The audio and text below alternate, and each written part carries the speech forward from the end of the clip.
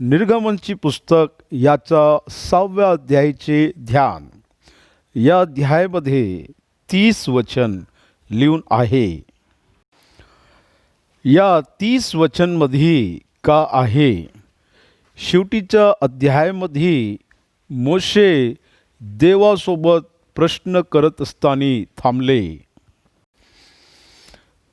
तू न आपल्या लोकांना सोडवले नाही. तुम्ही सांगितले सोडवता म्हणून, पण नाही सोडवले. त्याचं विवरण देवानं दिले. त्याचाच प्रारंभ आहे 6वा अध्याय.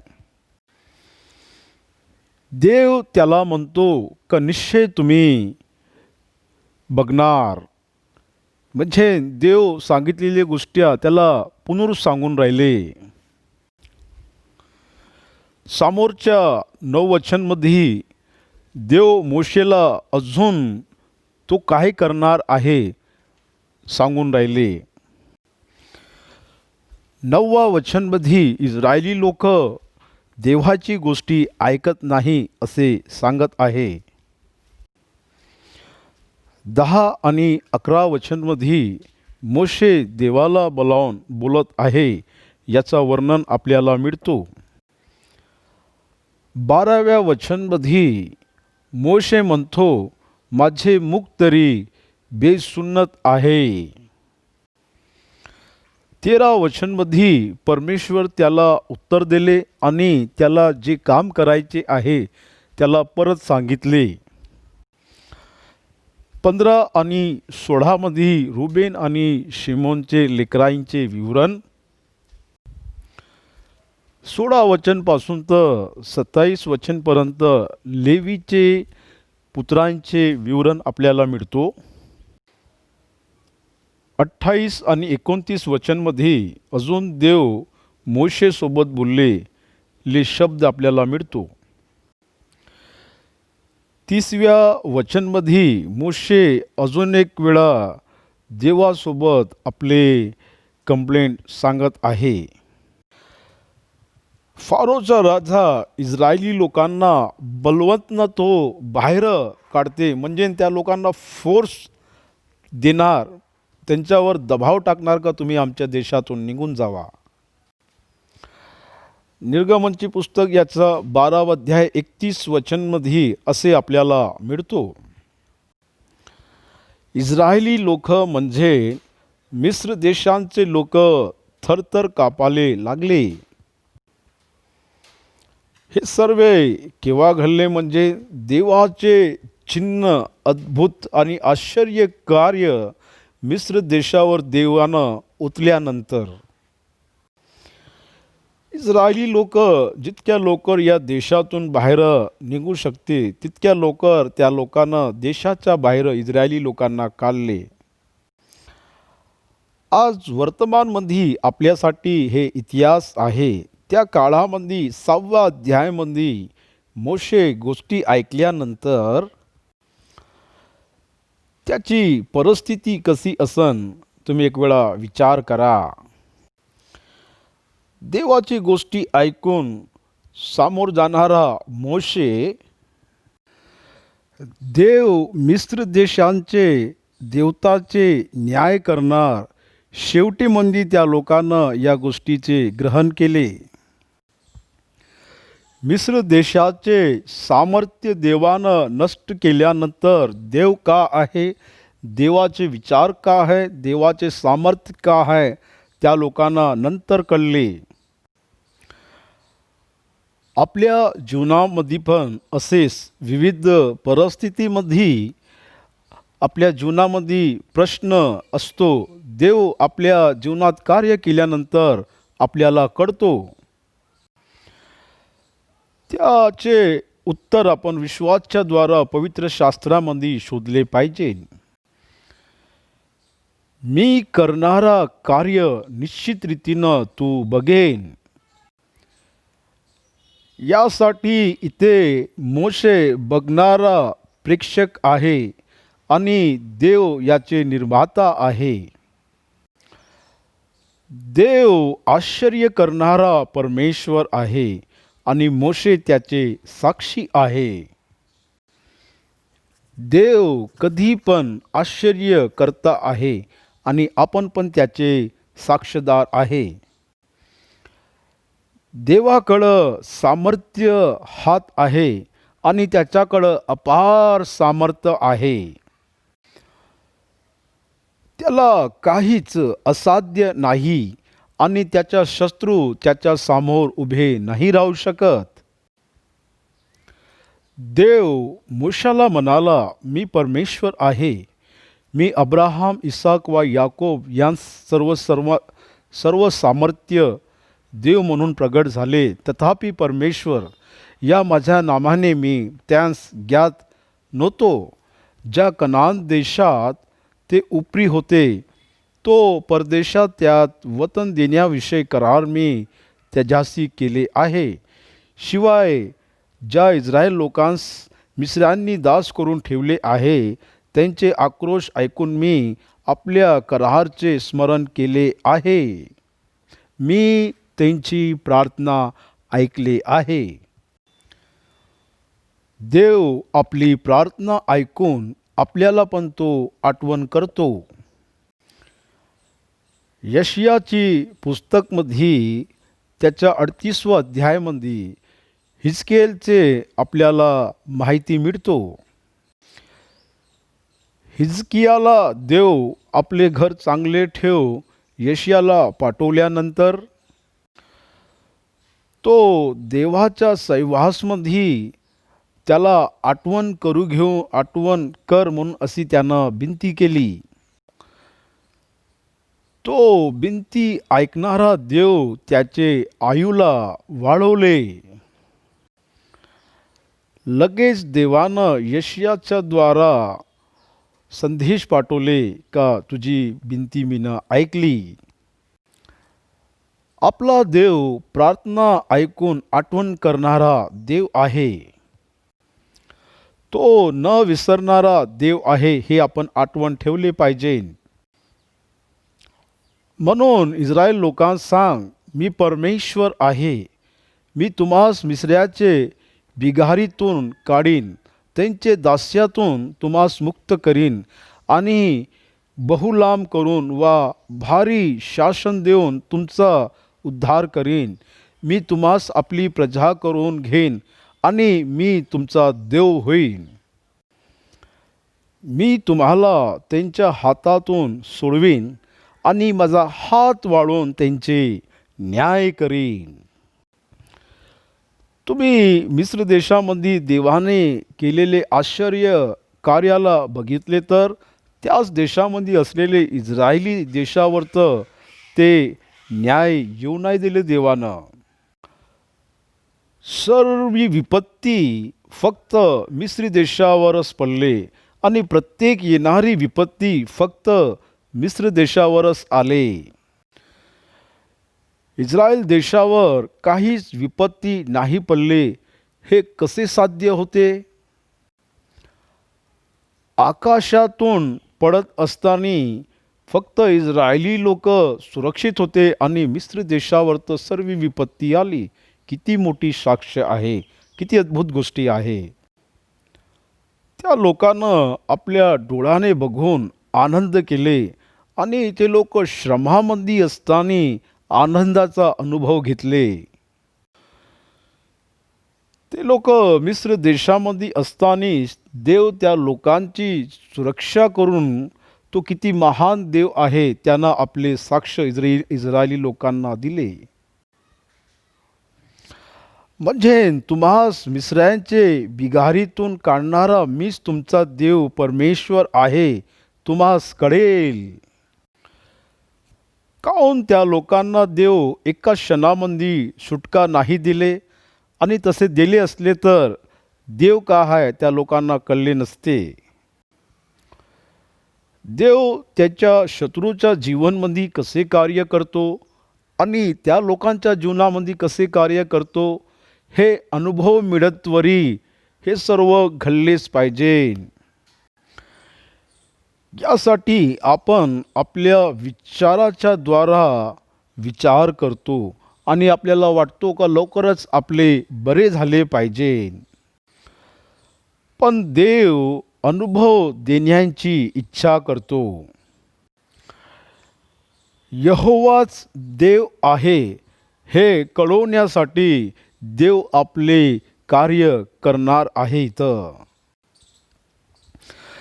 आणि जो देश अब्राहम, इसाक व याकोब यास देण्याची शपथ बहु उभे करून मी वाहिली होती, त्यात मी तुम्हास नेन आणि तो तुमच्या वतन करून देईन.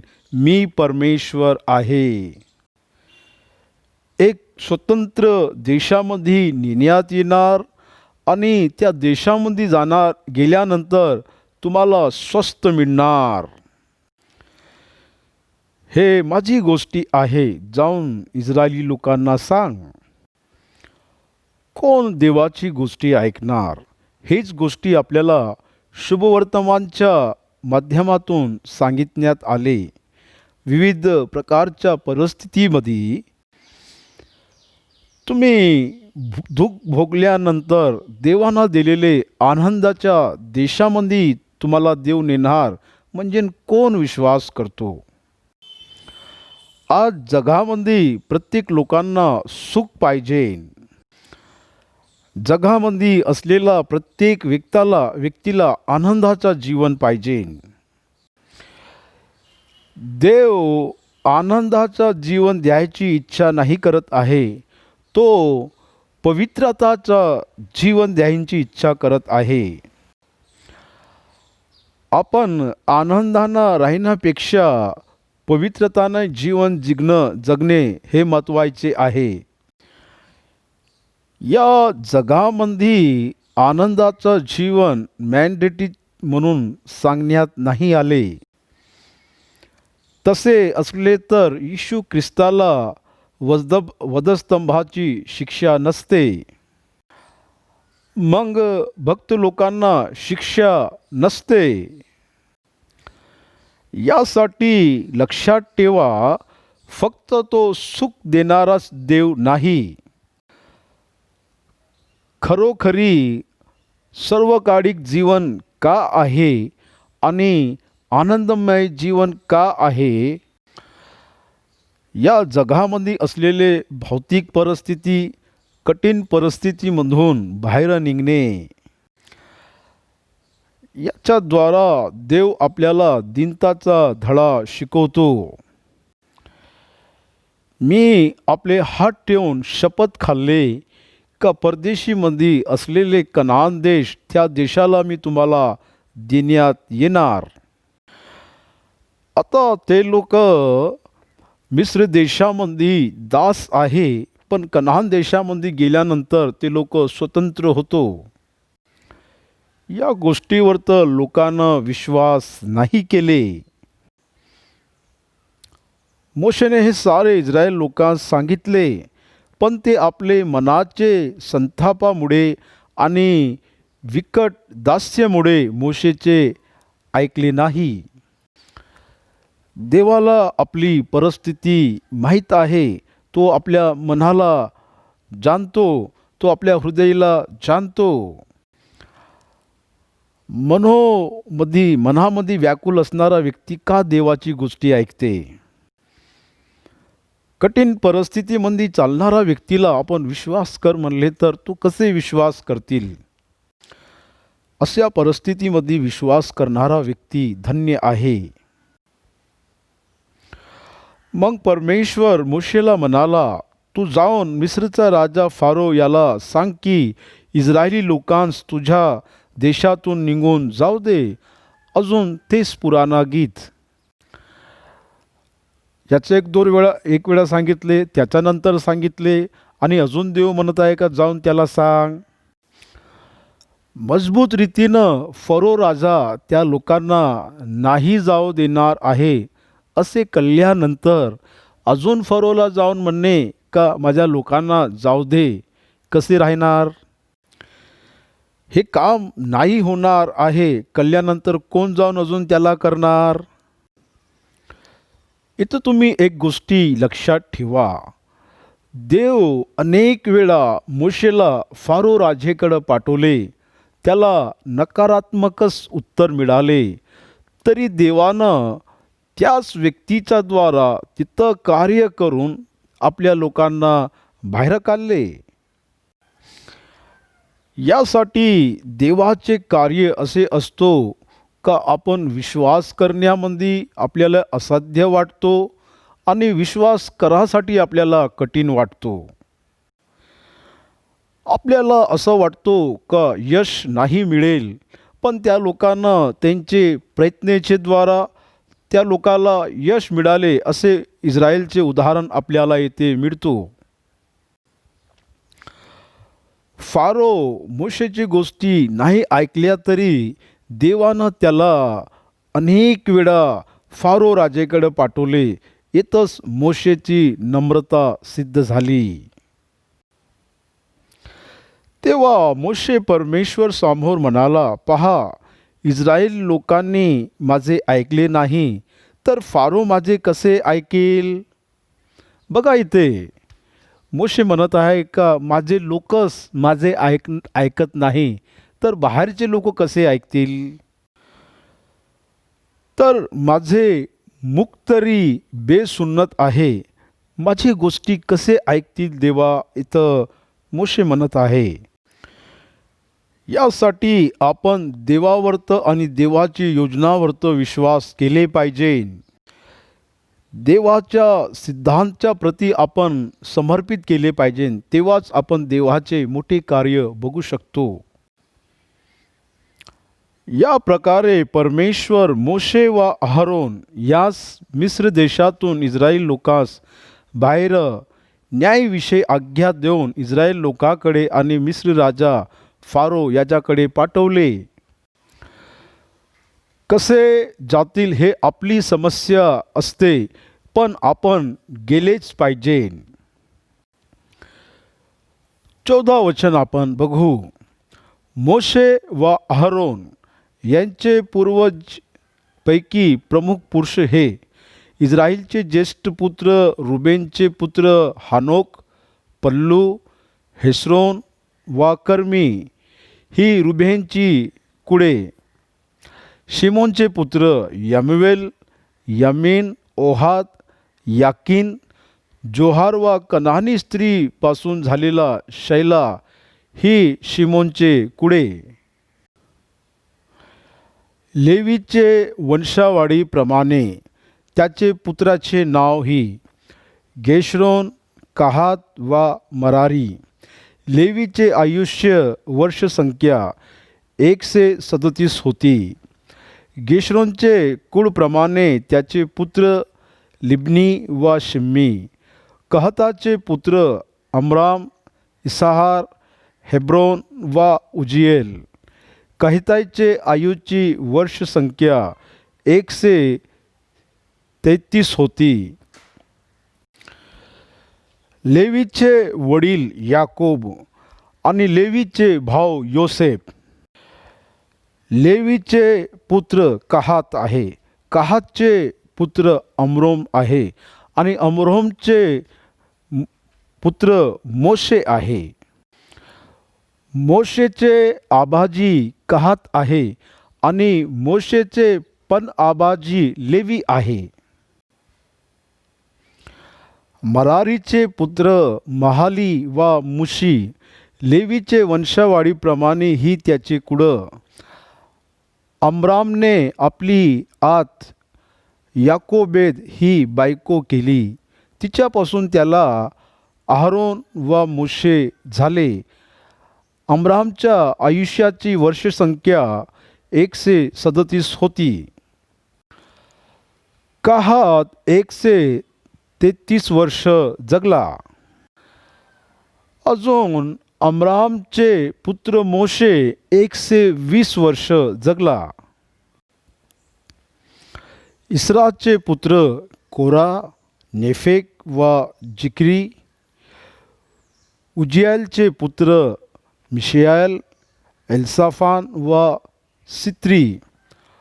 अहरोनने अमीनादाबाचे कन्या नाशोनाची बहीण अलिशेबा बायको केली, तिच्यापासून त्याला नादाब, अबिहू, एलेजार व इतामार हे झाले. अहारोनच्या नंतर एलियाजार प्रधान याजकच्या पदी आले. एलियाजारच्या कुटुंबामधूनच प्रधान याजकचे पदवर्त येशू ख्रिस्त येतवरी हारूनचेच वंशावळी होते. कोऱ्हाचे पुत्र असियार, एल्काना व अभिसाफा ही कोऱ्हाची कुळं. आरोनचे पुत्र एलिजार यांना पुटियेलाचे कन्यापैकी एक बायको केली. तिच्यापासून त्याला फिनास झाला. त्याचे घराप्रमाणे लेवींचे पिताकुलातील प्रमुख पुरुष हेच. इस्रायल लोकांस दडे करून मिस्र देशातून बाहेर घेऊन जा अशी परमेश्वर ज्यांस आज्ञा केली तेच हे आरोन व मोशे आहे. 6व्या अध्यायामध्ये मोशे आपले वंशाचे इतिहास लिहून राहिले. त्याच्यासोबत त्यानं रुबेन व शिमोनचे वंशावळी लिवले. इस्रायल लोकांस मिस्रातून आम्ही घेऊन जाणारा असे मिस्री राजा फारो याच्यापाशी जे बोलले तेच हे मोशे व आरोन आहे. मग मिस्र देशी परमेश्वरनं मोशेबरोबर भाषण केले. त्या दिवशी परमेश्वर मोशाला म्हणाला, मी परमेश्वर आहे. मी तुला सांगतो ते सर्व मिस्री राजा फारो याला सांग. तेव्हा मोशे परमेश्वर म्हणाला, पहा मी बेसुन्नत मुखाचा आहे, तर फारो माझे कसे ऐकणार. मोशे एकच गोष्टी बार बार कमी तोतला आहे. हेच गोष्टी परमेश्वरला म्हणत आहे. मीनं सांगितलेली गोष्ट्या जाऊन तू फारोला सांग. यासाठी मीनं तुझी निवड केली आहे आणि हेच तुझी जबाबदारी आहे. याला तू केलेच पाहिजे. परिणामनं तुला काहीच संबंध नाही. जे कार्य देवानं तुला दिले आहे तू ते कार्य केलेच पाहिजे. मोशे प्रतिफळकडं तू बघू नको. जे कार्य तुला दिले आहे तेच कार्य तू कर. फळ देणे माझे काम आहे. फरोकडं गेल्यानंतर जे करायचे आहे ते मीच करणार. ते माझे कार्य आहे. तू फक्त फारोच्या समोर जाऊन उभे राहे. या जगामध्ये हाच मोठा धडा आपण शिकले पाहिजे. आपण उभे राहिले तर देव आपले कार्य करून घेतो. 6वा अध्याय इथं आपण संपवू.